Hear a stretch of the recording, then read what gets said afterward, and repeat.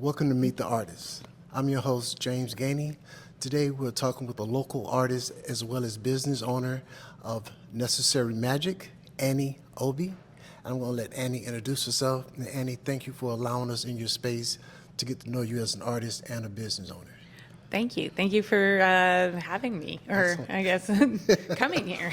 Not a problem at all. My name is Annie. I've lived in Astoria for about a year and a half now. Me and my partner relocated here from Portland. But I've lived down in the lower 48 for about 15, actually, like almost directly 15 years now. And I moved down here from Alaska, originally. Okay. Yeah. Now, how was the transition coming from Sunday market as a vendor to having your own space? Oh my God. A lot of work. It's a very different vibe. Vending is exhausting in a different way. This has been just the sheer amount of hours I've been putting in to get this place up and going are immense, more than I thought I was going to be able to handle, and I'm still handling it. That's probably the biggest difference. Is just the sheer amount of like hours and work. But it's been wonderful. So How long have you actually been in this building?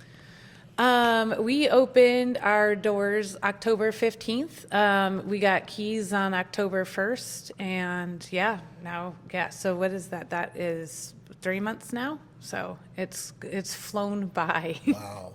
Now, the name, Necessary Magic. Can you tell us how you came up with that name? Actually. So Necessary Magic started specifically in 2020. It kind of grew out of COVID, basically. I mean, not everything for me was bad about COVID. This is basically the origin story, which the name is part of the origin story. So it came out of, I was working at Powell's Books with my partner, a lot of our best friends, and then we all got laid off, suddenly. Over the course of a week, I had just found out about COVID even being a thing to then just getting laid off. So it was like a very sudden transition, not slow at all. And we all got laid off, and then I fell through the cracks of unemployment, and I had absolutely no money, basically. I had a little savings, and nobody was hiring. And I went to my landlord, and I was like, hey, could I get a discount on my rent in exchange for yard work? So I'd been working with runes for several years at that point. I had set up my own altar, and I had I was doing my thing. And I had communicated with plants my entire life since I was like a tiny child. Like most of my memories are from a childhood are of communicating with plants, essentially. So I went to them, asked about doing yard work. They were like, sure, go ahead, that sounds great. I didn't hurt that my landlord was also my friend's dad, so that didn't hurt. That helped. That helped. My roommate's dad, essentially, so that helped. But so I had all this, I had cut back all this lavender and some rosemary, and I was like, went to my friend and I was like, my roommate, and I was like, hey, what should I do with this? And they were like, turn it into herb bundles. You burn sage and Palo Santo and all these things. Just tie it up and turn it into herb bundles. And it was like freaking lightning hit my brain. It was like, oh. And like the little pyro deep inside me was, what else can I burn? And so I started getting these books on herbs, and I started like looking through them and kind of became obsessed. And I went down this huge rabbit hole of all the things you could burn. I was going on these long bike rides because nobody was hiring, couldn't get a job. So I had nothing better to do. Right. And I had been used to commuting to work all the time. So I had all this pent up energy. So I was going on these like basically 20-mile long bike rides around north and northeast Portland. And all of a sudden, the plants I'd been reading about, a lot of them just started jumping out and were like, I'm here, pick me. Oh, wow. And I was like, oh, I was like, holy shit. I was like, look at all this stuff everywhere. And so I started making all these herb bundles. And I was like, it ended up being almost like strangely one of the best times in my life. Like where I was biking around, picking herb plants. Then I was in the backyard with my cat. One of my friends who was part of my, I guess you could say, bubble or whatever, a pod, whatever we were calling them back then, would come over and we would sit 6 feet apart in the backyard and drink rain air. And I would just like be making these herb bundles, that cat's hanging out. And it ended up being so like peaceful and joyful and like, and it kind of like, and it just felt like I was surrounded by so much abundance, even though it was so bad. Even though everything about COVID was like awful and I couldn't see my friends and I couldn't have my normal social interactions and all that kind of stuff. So that's kind of where the name came from. And actually it comes with the sigil here, which, I mean, you'll have to show later or whatever. But the sigils to give you the strength to feel peace, prosperity, and joy, even in times of great need and hardship. And that and the name came at the same time, like almost kind of simultaneously within like maybe even on the same day, because I knew it needed to be needful or necessary or something. And it ended up being that every time something bad had happened, like something magical or something like wonderful had come along to like kind of that one door closes, another opens. So like when I left my ex-husband, I rediscovered the runes. When I got laid off from my job because of COVID, I basically discovered all of this, and it kind of just exploded from there. Just kept going. So, wow. Yeah. How does the process work when you approach your ruins? Oh, so when I'm working with runes, so when I first got into runes, like way back in when I rediscovered them, I was mostly just obsessed with their shapes and with learning about them specifically. I wasn't actually interested in reading runes. Because that's usually people's introduction into runes. I was interested in making sigils. Okay. So combining multiple runes into together into a single rune. Technically, they're called bind runes.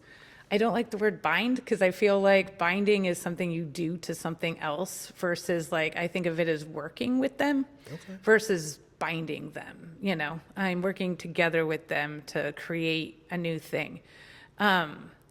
And how I view it is, well, when I started, I was making them for people for their job interviews, for like if they were having health issues, I'd make them a bind rune for if they were feeling scared of like, I don't know, their neighbor or something, I'd make them a protection one.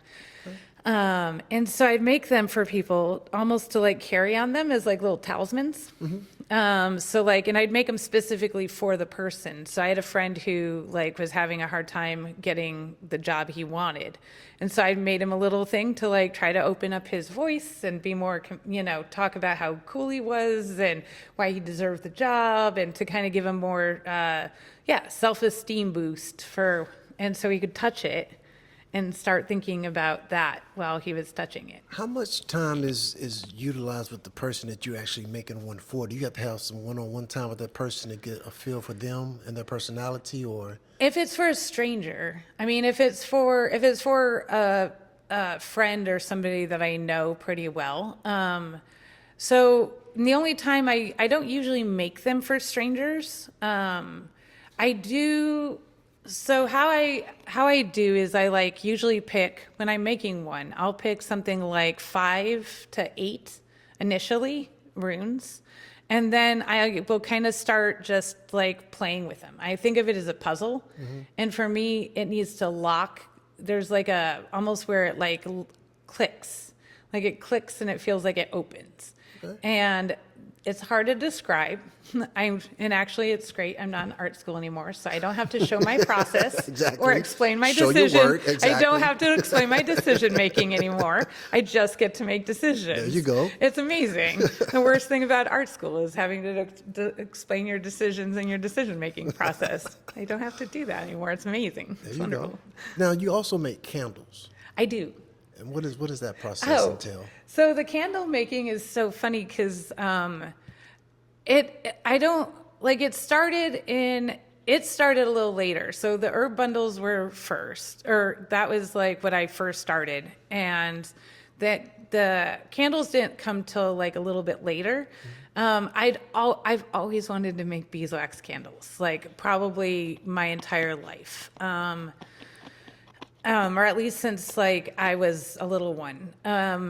I don't actually remember the trip or the moment of itself, but when I was a kid, we went to Williamsburg, Virginia, Right. And we got to see them making all the stuff. Like they made soap, they made candles, they do spinning and weaving, and so I think there was something about that trip that really like, even though I don't even remember the trip, but I think that trip I can kind of like trace back my love of making stuff to that trip, because I always, even as a little kid, I would make like my own toys, so to speak. I always wanted to make toys. I always wanted to make my own stuff, and so I'd like take like little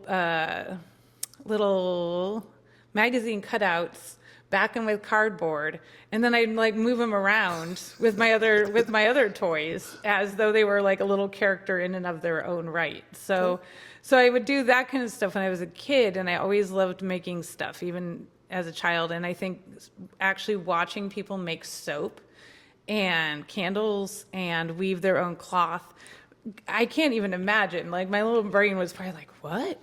You can make soap?" Like, I know. Exactly. Because, like, you don't think about those things when you're a kid, right? And so, yeah, when I when I was in high school, I still wanted to make soap and I still wanted to make candles. Actually, I wanted bees so bad. I was like such a nerdy high schooler. I wanted to make bees. I wanted bees so bad. And I tried to convince my mom, and I understand why she said no. But I had beekeeping catalogs and magazines. That's how much I wanted them. Serious? I was a nerd. I was such a nerd. And but my mom wouldn't let me have them. We lived in Alaska. It's really also very difficult to overwinter bees in Alaska. So I'm kind of like, okay, yeah, that checks out, Mom. So I don't blame her. But, and so, yeah, I don't know. All of a sudden, like when I was doing the herb bundles, all of a sudden I was like, you know what? I should add candle making to this, like for no reason. And so I just started experimenting, and I was doing them like free-handed at first, and eventually I made my own dippers, candle dipping, because if you make candle dippers online are something like $40. And I was like, I'm poor. I can't spend that much money. So I went on and I found a video where this guy was making them using the fans from computers. Okay. And I was like, this is pretty cool. And so so all my dippers I like handmade out of like computer fans and threaded dowels, basically. What else goes into your bundles? So in the bundles, rosemary is the big one. I thought when I started that lavender was going to be like my garlic of herbs, but it ended up being rosemary. She's my favorite. But I also love a lot of eucalyptus. It's almost all stuff that it's none of the stuff that people usually see. So I have no sage. I do use cedar. It's most of this stuff comes from kind of, from different various traditions of burning herbs from like all over the world. And it's all locally sourced from either local farmers, or I grow it myself, or get it from friends and neighbors around town and stuff like that. Now, So. speaking of growing stuff yourself, what actually do you grow? Oh, what do I grow? Oh my God, I grow so many things. My yard is pretty intense. I grow I have started like 3 eucalyptus plants at the moment. They're pretty little. They're not even bushes at this point. They're kind of sad. They should get nicer. One of my neighbors has a really nice one, and I'm like, oh, you give me hope. Right. They will eventually get big. But I have some juniper in now. I have something like 14 rosemary bushes coming in. They're also pretty little, but they're starting to actually get big. I got something like 11 different types of 11 lavender plants of various types, and I love yarrow. Yarrow is one of my favorites. Okay. It's like one of my first memories. And when I was a kid, and I was at like a church picnic of all places, and I was talking to the stem of yarrow, and then trying to go around and get the adults to talk to it, because I was like, it's really important. Don't you see how important this is? And obviously they were a little bit like, I don't know about this weird, crazy kid talking to this flower and shoving it in my face. And I was like, it smells really good.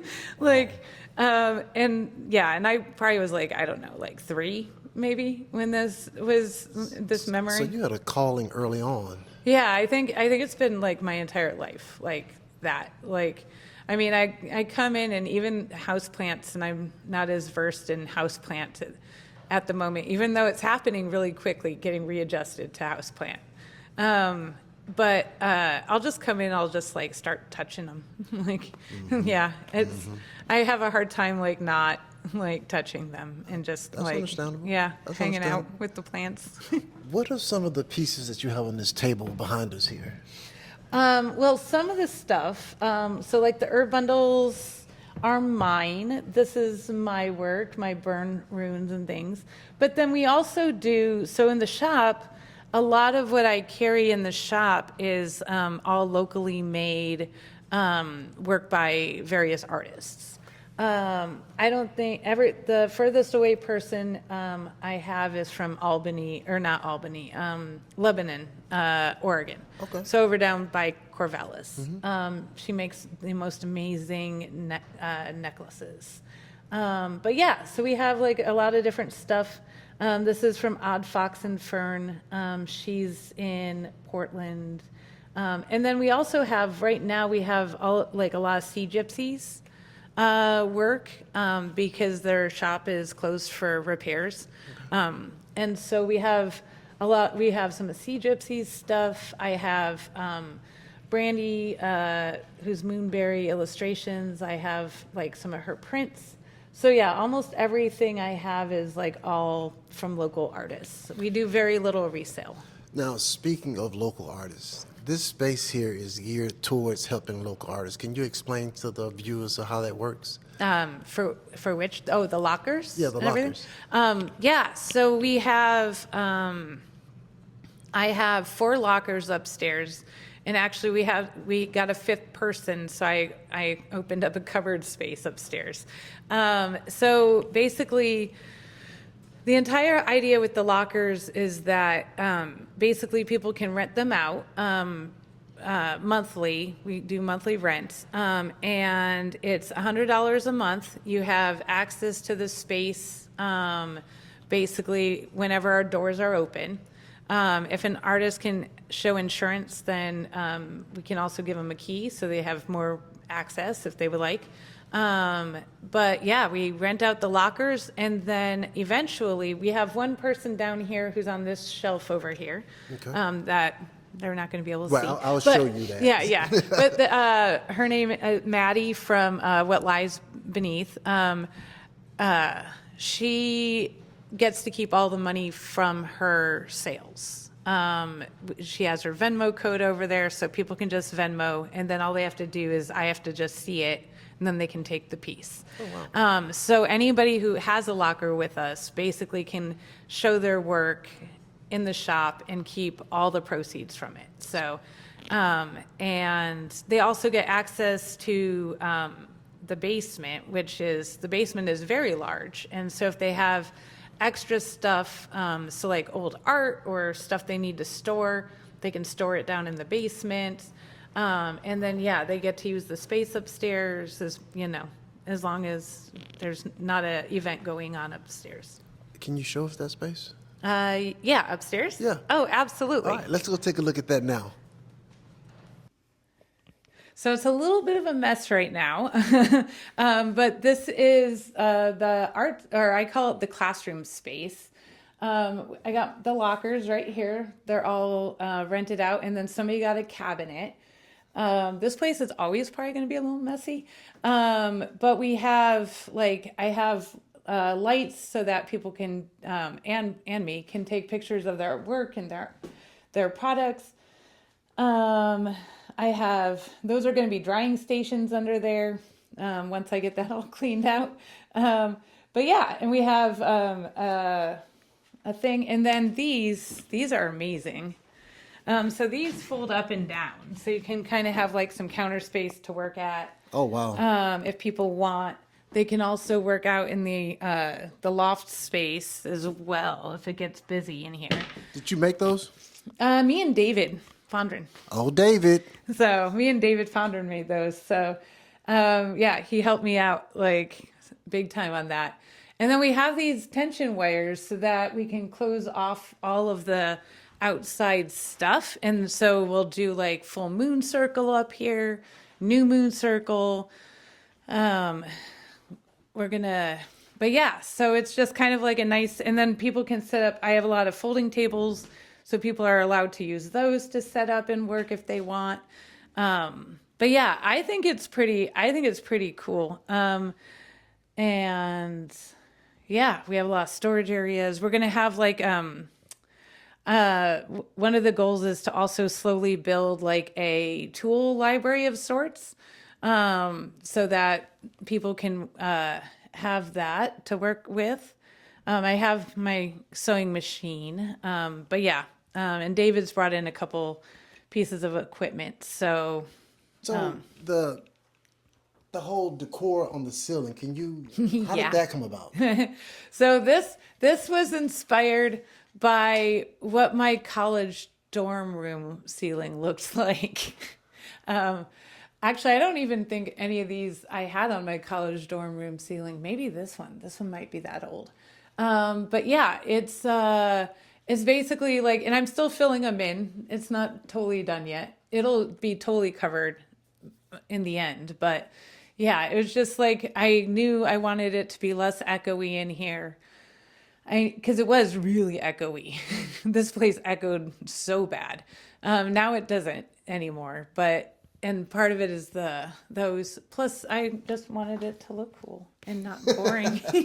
You definitely achieved that. It just needed to. I was like, it needs to look cool. So, and yeah, and I'm still working on it. I have some people have brought me scarves. I've bought some. I've brought as many as I had at home. Actually, I still need to go and dig. I feel like I might have another stash somewhere, but yeah, it's been great. I haven't had to, I mean, the less I have to buy, the better, because I'm very poor, even though I own a shop, but it's very cool. So what would you like to tell our guests, for people who hadn't made it to your store yet in downtown Astoria, Oregon? What would you like to say to those customers? Oh, that haven't come by?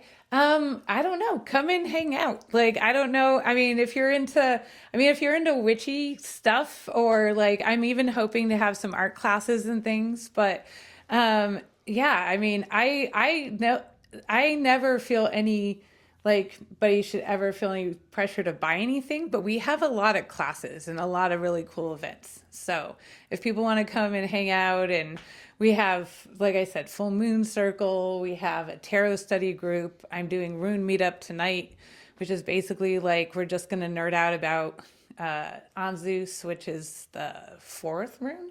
Yeah, fourth. Because what? Yeah. Yeah. And so, yeah, just come hang out. Like, we have book club. Like, yeah, we're going to be doing some ritual stuff eventually. Like, it's going to be, yeah, get a reading if you want. Danny does Reiki and tarot readings and stuff like that. So how can the people find you? What's your Insta or? Yeah. So on Facebook, I think it is just Necessary Magic. If you type that in, you should find us. On Instagram, it is necessary_magic. Sadly, somebody already had Necessary Magic. They don't even use it. You can also check out our website, necessarymagic.com. That's where you can find out information about what classes and events we have. We also have a reading room that we have that people can rent out if they would like, daily or hourly, if they want to come and try out their like tarot reading skills, that kind of thing. And right now, if anybody is interested, we are looking for people who would love to teach classes or do their own events.